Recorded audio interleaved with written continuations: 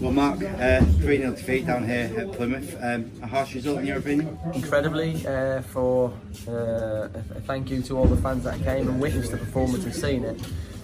But to the guys and ladies that couldn't make it, we were outstanding today. I thought it was an incredible performance. The result was really harsh on us.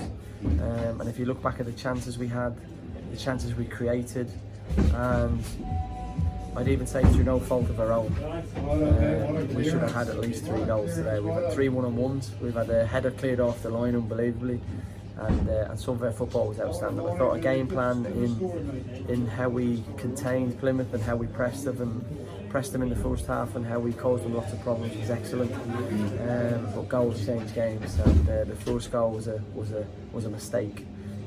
Which had an impact. But even after that, we've missed another one-on-one. We've had one in the second half with Corey, and Joe's. I feel for him. I thought he was outstanding today, and he's had a header miraculously cleared off the line. So, and then after that, the quality of Plymouth, and especially people like Danny Mayer. I wouldn't like to single individuals out, but they showed their level in the final two today. They were clinical. Would you be more concerned if we hadn't have created all the chances you mentioned? Thank you, Bob. You're taking words out of my mouth. One thing I spoke to the group about after the game, you've got real problems if you're not creating chances. I thought we created a lot of chances today against one of the best sides in the league, and not half chances. We're talking clear-cut chances. You've got to give the keeper credit. Pulled off a couple of good saves. The worry would be if we're not, but I was really. Result aside, Bob, which is what we're judged on, I get it.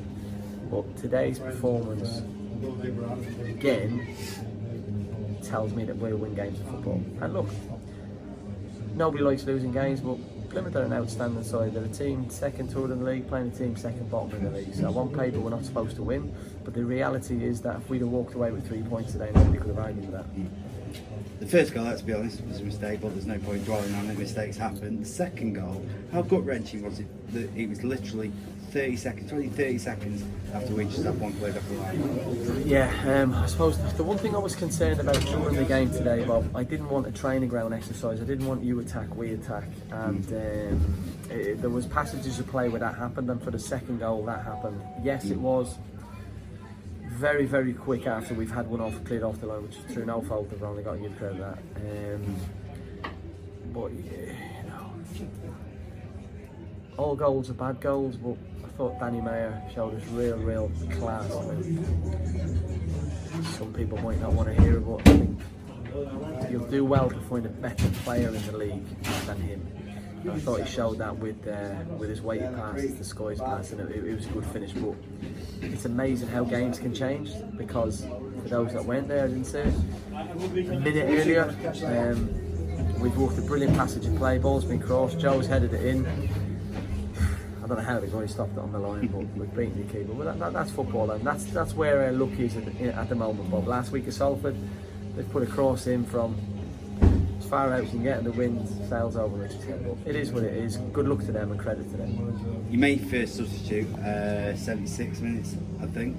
Did that indicate that, up until that point, you thought that we'd get back into the game with the team which was actually on the pitch? Yeah, I didn't really want to change anything, but I don't want to be a coach. I thought the lads were excellent, but at the scoreline, I said to Danny on the side, it's 3-0, there's 40 minutes left. We're not going to win the game, we're not going to score two. What we don't want is 4 and 5-0, so we changed the shape, we changed the system.